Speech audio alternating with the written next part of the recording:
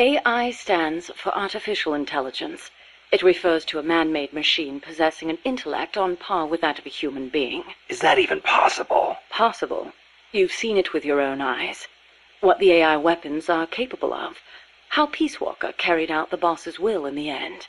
No mere machine could ever choose to sacrifice itself like that. I just can't see how a bunch of circuits and switches could have a will of its own. It's called the ghost in the machine, Snake. And it exists. What did you mean by the ghost in the machine? Oh, that. It's a term coined by the philosopher Gilbert Ryle. You've heard of Descartes, yes? I think, therefore I am. That is the one. Descartes espoused the dualistic theory of mind and body. He believed that our thinking minds exist in a separate dimension from our bodies, which are governed by the laws of physics. But if that were true, then couldn't you say that a mechanical body, inhabited by a ghost mind, is a human being? Ryle criticized Descartes on those grounds, saying such a thing surely wouldn't be human. Why'd you bring it up? I wasn't thinking of Ryle in particular when I said it. I simply thought that if a person is composed of a machine and a ghost, perhaps the opposite is true as well.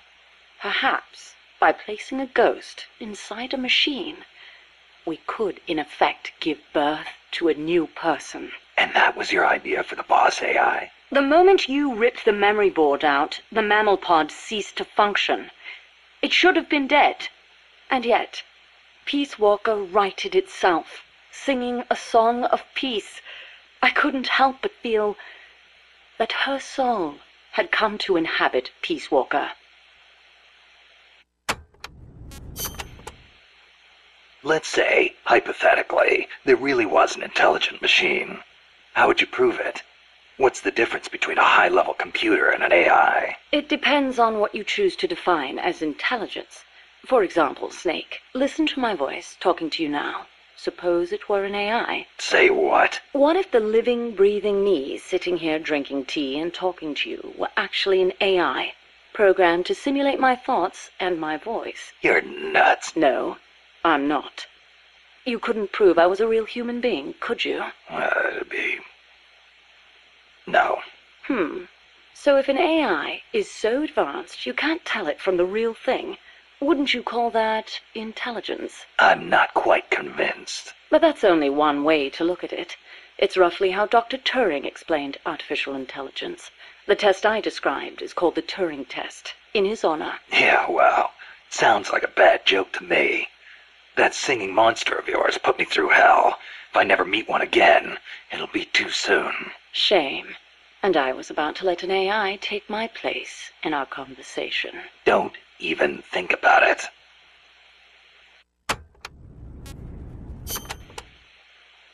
Dr. Alan Turing is known as the father of computer science. It was he who formulated the basic theory of AI. During the war, he worked for GC and CS. The government's cryptology school.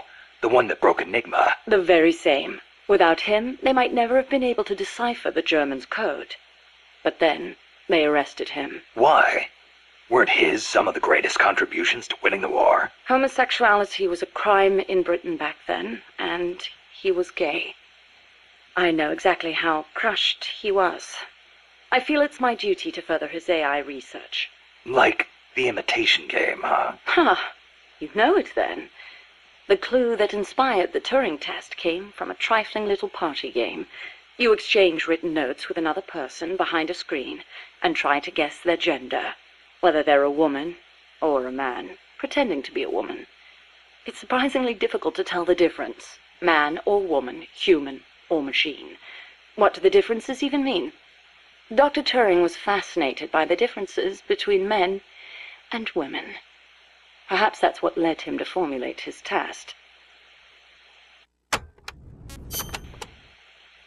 What if you hadn't used the boss as the model for the AI? What do you mean? If the end goal is MAD, it seems like there are more suitable models out there.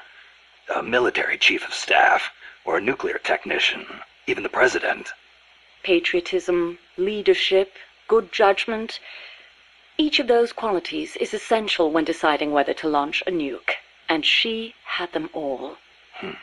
Wouldn't the president, too? It's not enough. She had the will for it. Will? Let me explain, Snake. Peace Walker is a standalone weapon. It has to decide on its own whether or not to launch a nuke. It can't turn to anyone else for advice. It can't do its job if it's not prepared to take sole responsibility for the fate of the world. I know of no other human being who could bear that burden. That's it? There were technical considerations, of course. To begin with, the female brain is a more appropriate model for an AI. Oh, wait, the female brain?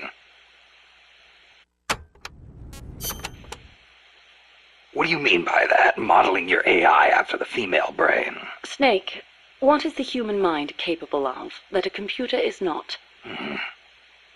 Being lazy? Interesting response, and not incorrect.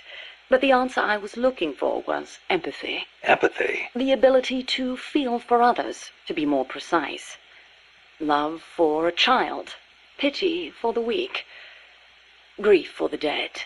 All of these are particularly well developed in the female brain. That's stretching it a little. On the contrary, it's perfectly reasonable. The male brain, on the other hand, may be well suited for systematic thinking, but it's less able to empathize. In that sense, it's closer to a computer. So if your objective is to make the AI think more like a human... You need to teach it how to empathize like a woman. The novel, Do Androids Dream of Electric Sheep, deals with this very problem. In the book, an empathy test is used to distinguish between machines and human beings. As machines become more and more advanced, our society will gradually become more and more systematic. Our cities will teem with robot-like people, unable to feel for others. We cannot allow that to happen. Computers must learn to empathize. The same goes for humans, only more so. Well, what about yourself? You make these claims, and yet I've never seen you empathize with a real person. It's true. Until now, I was a prisoner of death. It was my intention to die upon the completion of Mammal's development. She was my one reason to live. But you changed your mind. I did. Because she taught me the dignity of living. My eyes are open now. I want to go on living and seeing real people. Huh. I see. Is it really necessary to make machines think like humans? I think empathy would get in the way of making the decision to retaliate. I admit, human thought may not be fully compatible with level-headed decision-making. Then again, is there such a thing as non-human thought? The moment computers became so advanced that they could calculate faster than human beings, a new dream was born. Dream? If we can create a machine that can do advanced mathematics, why can't we create one that can think like a human?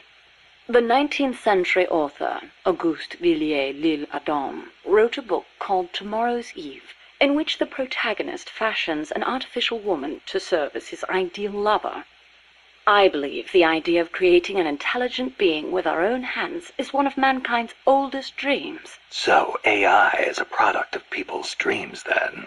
Not only AI, civilization itself is the process by which mankind gives form to its dreams. But not all dreams are pleasant. Some have expressed fears about non-human intelligence. Yeah, they want the benefits with none of the risks. Some fear that intelligent robots might rise up and rebel against their human masters, as portrayed by the Czech writer Karel Čapek in his Rossum's Universal Robots, or in the 1970 film Colossus, the Forbin Project, where intelligent supercomputers in the US and the Soviet Union join forces and plot to subjugate humanity. Isaac Asimov offered a specific solution to these fears with his 3 laws of robotics, which demonstrated that while robot intelligence is different from that of humans, the two can coexist.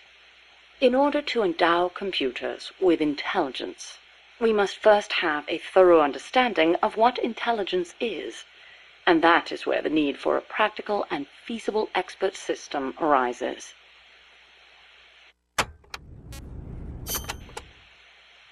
So what's an expert system? The AI housed within Peace Walker began development as such a system.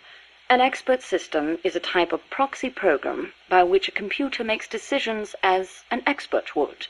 The program, Mycin, for example, is a system that decides which kind of antibiotics to prescribe. The system asks the patient a series of questions to narrow down the range of appropriate drugs.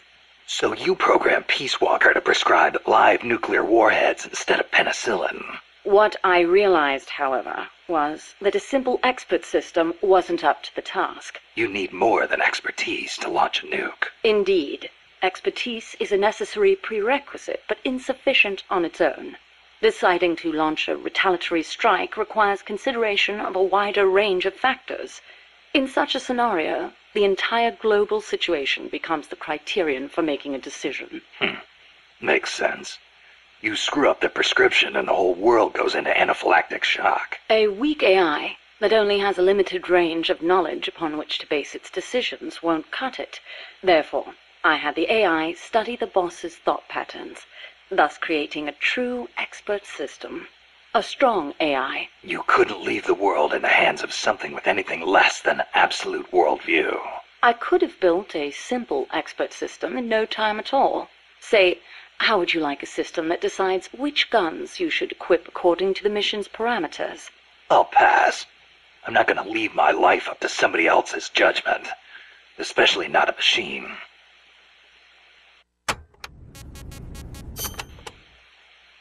With current technology, AI are inevitably enormous in size.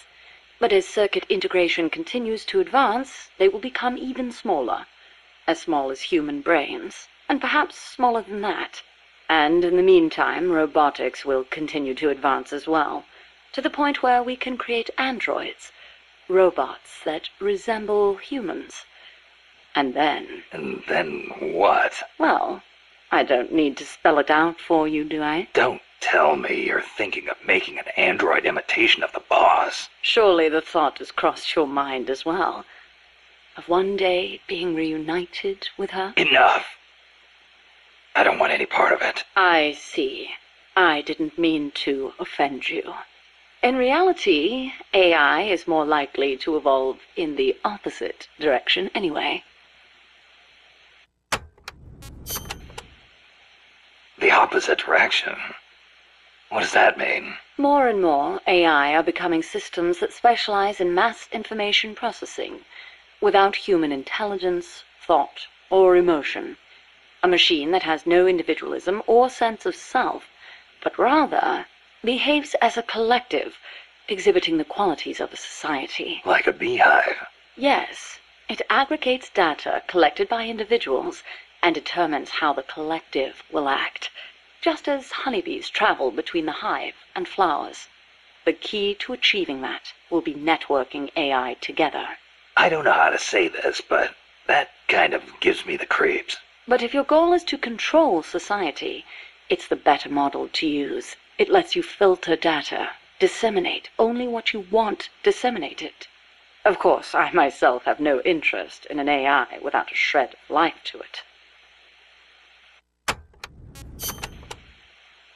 Earlier, you called the mammal pod a butterfly.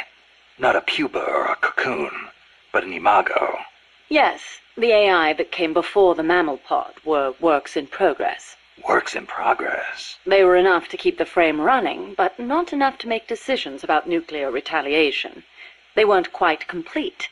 They were pupae. Only when I added the boss's data did the AI take on its true form, becoming a butterfly and taking flight. And that's why the nose art on Peace Walker was a butterfly. I gave the mammal AI the code name BS Imago. BS is short for boss. Huey called that gigantic unmanned chopper a chrysalis. Is that another one of your AI code names? Yes, you're referring to the TJ Chrysalis 6000. There's also the GW Pupa 5000, the TR Cocoon 7000. I get it. A hovercraft type and a treaded type. And those letters on the front. TJ, GW, or whatever. Those are initials. Correct. The initials of the American presidents whose faces are carved into Mount Rushmore. Then you're missing one. I assigned that one to the reptile pod. A.L. Aurelia 8000. Aurelia. Another word for chrysalis. A pupa just before it emerges. All of the initials, except for B.S., were of Coldman's choosing. I chose mine from the storied ranks of British royalty. M.S., A.V., E.W. What do those stand for?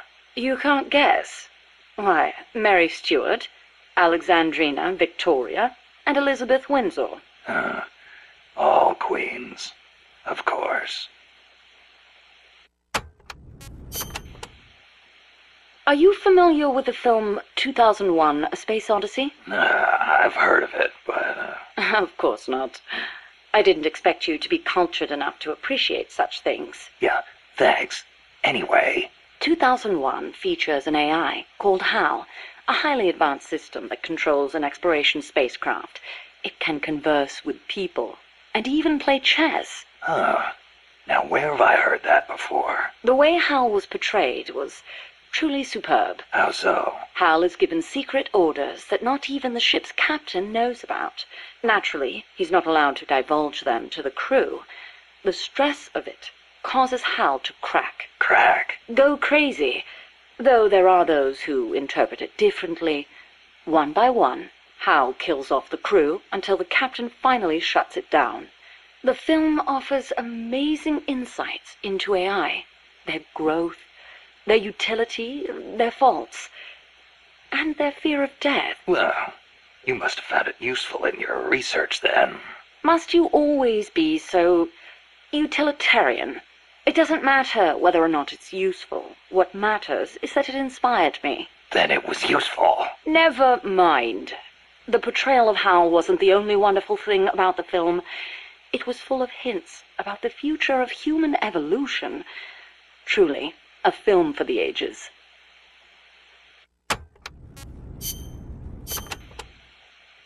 Strangelove, when did you and the boss first meet? Did she ever tell you about what she saw in space? Yeah. I saw the same thing along with her. The Soviets beat America into space with Sputnik, and so America rushed to be first in manned spaceflight. NASA used her as their top secret guinea pig, launching her deep into the cold blackness of space. I took part in the project as a scientist. You were there with her? Yes. For a brief time. We were one and the same, she and I. We sought each other out, completed each other. Did you know that inside every woman there's a universe, and that we are able to sense this in each other? We connected because of our empathetic female brains.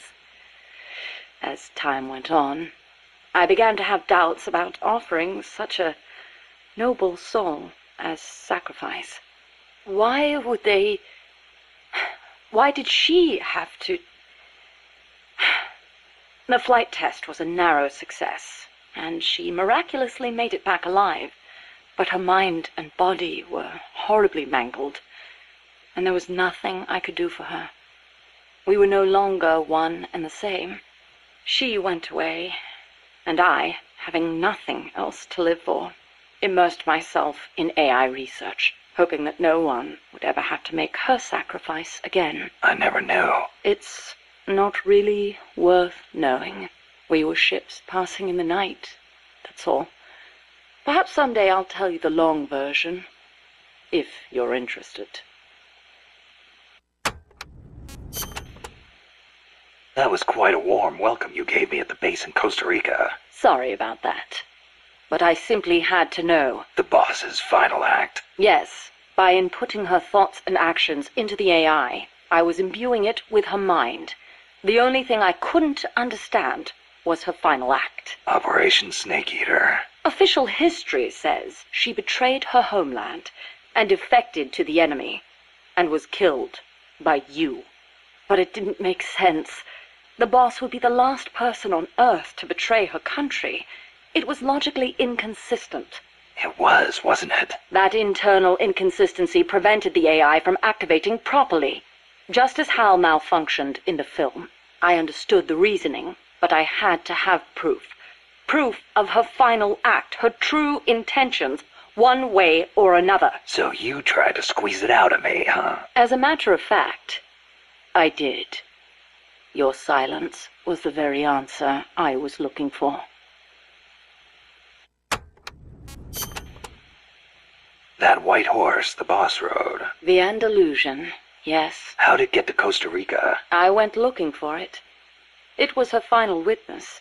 Even if it couldn't speak, I found it and brought it here. Where? I thought for sure it'd be blown to ashes by those MiGs. I searched the ends of the earth for that horse, and found it at last in a horse market in Britain. Britain?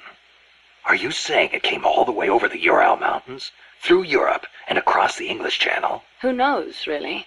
Perhaps someone took it there. Wait, the thought never occurred to you that it might be a different Andalusian that only looks the same? I can't prove it.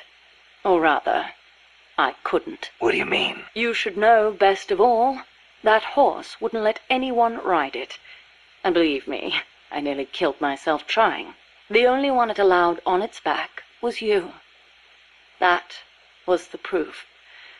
Though I hate to admit it. And to think, I ran it to its death. But in that last run, it regained the glory of its youth, using the last of its strength to pursue its former master. Any horse would wish for such a fine end. What do you make of Peace Walker's final act? I recreated her thought patterns exactly. It was exactly what she would have done. The world's most empathetic mind weighed the past, the future, and the entire world, and decided not to retaliate. Merely knowing that is enough for me. So, what you're saying is, we don't need deterrence to have peace? I didn't say that. What's important is that we wish for peace. MSF needs a way to protect itself from the might of nations. Survival requires pragmatic thought and action. But you must still retain your ideals. If the gap between reality and those ideals ever leads you to lose them, I doubt MSF will survive.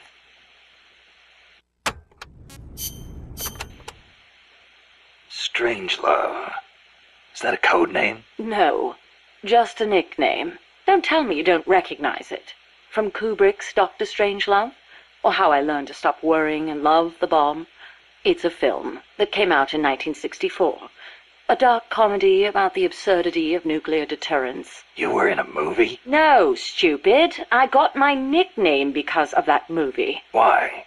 Because you look like the doctor in the movie? No, that Dr. Strangelove was a man. So? Back when I was at ARPA, I kept a photo of the boss on my desk. I was totally engrossed in my research and showed no interest in the opposite sex. Plus, I had a photo of a woman on my desk. The fools around me turned it into a cruel taunt, calling me Strangelove. Even for a bunch of shut-ins who never went out to the cinema, that title seemed to ring true with them. Anyhow, in their eyes, homosexuality was something strange. They were incapable of seeing things outside the lens of their own standards. Being strange means you have your own unique point of view. I rather considered it an honor. So, you were with ARPA before you came here, huh? Yes, back then it was really the only place I could make a living from my AI research. And before that? I started out at NASA. That's where I met her. When Boss went into space? Yes. It was that incident that turned me away from aerospace engineering. Space is entirely too hazardous a place for human beings. That was why I felt an immediate need to develop AI. As it turned out, rockets later became much safer, and mankind reached the surface of the moon. In any event, it was a hollow Cold War victory. When you get down to it, a nuclear missile is just a rocket with a nuclear warhead strapped to it. Thus, taking the initiative in the space race was tantamount to a military show of force. But the budgetary strain was too big for Washington or Moscow to handle. Yes, and then there was the Cuban Missile Crisis and the Vietnam War, and then came détente. Having leapt ahead of the Soviet Union with its moon landing, America shut down the Apollo program in '72. It was around then that ARPA was downsized and renamed DARPA. the D standing for defense. With few prospects for continuing my AI research, Coldman's invitation was a godsend. It was also a chance to have them collect data on her. The end result being this mess. But we did learn something valuable from her. The nobility of peace. Why'd you agree to come here? To Mother Base? You intrigued me. Me? Hold on. You're not planning on modeling your next AI after me? Not a bad idea, but I have no intention of ever again attempting to transplant human thought into machines. Oh, that's a relief. You are the man who inherited the boss's will. You're gathering people around you, even now, shaping them, building a new organization. I'd like to see how it turns out. You're not planning to go back to AI research? I never said such a thing. Of course my work will continue. Here? In my eyes, the growth of MSF as an organization is analogous to the development of the nervous system. The way you become intertwined, stimulate each other, branch out in new directions. It's really quite inspirational. Interesting way to put it. Of course, I intend to repay you for your hospitality. The fruits of my research will be at your disposal. Why not assign me to the R&D team? I promise you won't be disappointed.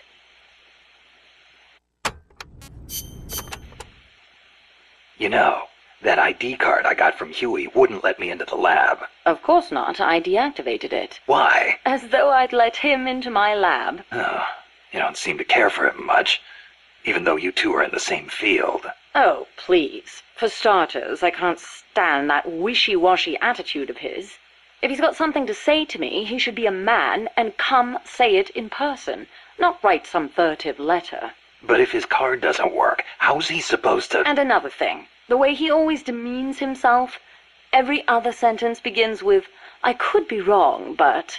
Why can't he just do what he does and be confident about it? Well, there was the thing about his dissertation being plagiarized. The real problem is he doesn't have a whit of independence in him. In Costa Rica, and even back at NASA, he was always following people around, asking if there was some way he could help. Why doesn't he stop his whining, take a stand, and face up to me? I think I know how he feels. And to top it all off, he seems to enjoy referring to himself by that nickname I gave him. I simply don't get it. How can he be so submissive? So, Huey was a nickname you gave him. That's right. I took it from the name of a drone in the science fiction film Silent Running. Drone? It's a type of worker robot. The way he follows people, just waiting for them to boss him around, is so similar. I couldn't help myself. Oh, it's an American film directed by Douglas Trumbull, the man who did the special effects for 2001: A Space Odyssey. Imagine that. A scientist who likes science fiction. And that's not all. There's more. He's a man. Hang on. I seem to remember you saying he should be more of a man. Yes. Well, he is an awfully good scientist. Without his reptile pod, my mammal pod wouldn't function, just as the cerebrum can't exist without the cerebellum and the brainstem. He did a fine job of designing it. I'll give him that. That sounded suspiciously like praise.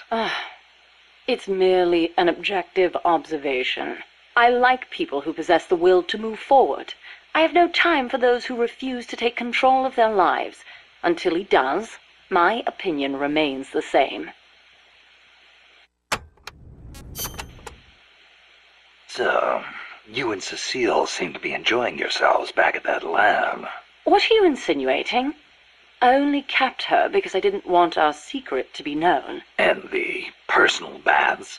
You could have left her in there alone and locked the door from the outside. Yes, well, she seemed anxious, so I... Now, why would she be anxious? She was beautiful. I was only admiring her beauty. She was terrified. I never meant her any harm.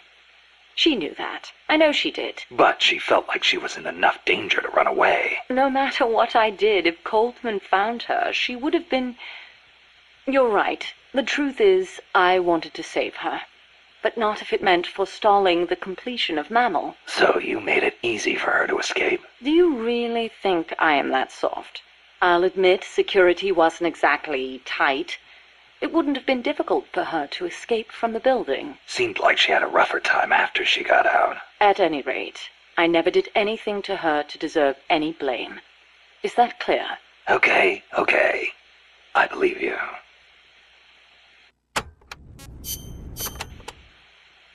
Huey's probably mentioned this, but just to be clear, there's a limit to the parts we can produce here at Mother Base. Therefore, I've built Zeke's AI using memory boards you pulled from other AI weapons. Will that work? In the human brain, individual functions are spread across multiple regions. The same is true of AI. Multiple parts sharing the same function interlink to strengthen that function. For example, the more sensor memory boards you have, the greater Zeke's search and detect capabilities will be. Install more movement boards, and you'll increase its mobility. Meaning the AI's capabilities change depending on how much memory we give it? Exactly. The more boards you install, the more powerful a function will be. How's the Zeke AI different from Peace Walker's? Zeke's AI isn't a replica of the human thought process. It isn't programmed to make decisions about nuclear retaliation. On the other hand, it is capable of highly independent action in combat when given orders from a pilot. It can protect infantry, destroy the enemy, and, if ordered... launch a nuke. Let us hope it never comes to that. My sentiments exactly. I'd better fill you in on Zeke's speech synthesis system. Speech synthesis system? Humans speak for the conventional weapons they wield, but an autonomous AI weapon is a different story. If the AI can't communicate with surrounding forces, how can they function as a unit? True. Verbal communication is critical on the battlefield. Thus, an AI weapon requires a dedicated system to produce speech. To be precise, though, only Peace Walker was capable of self-generated speech. All the other AI simply repeat preset messages depending on the situation. Zeke is no different. However, you do have the ability to set those messages as you please. To create a message, go to the Extras menu, and then select Edit Mode. You thought of everything. You can even have it sing, too. Sing? Song can be a very valuable asset. I realized that at the lake. Naturally, Zeke's AI doesn't allow for it to perform original compositions. It can only play back recordings provided to it. I doubt you're much of a composer, Snake. But you could always have a go at the lyrics.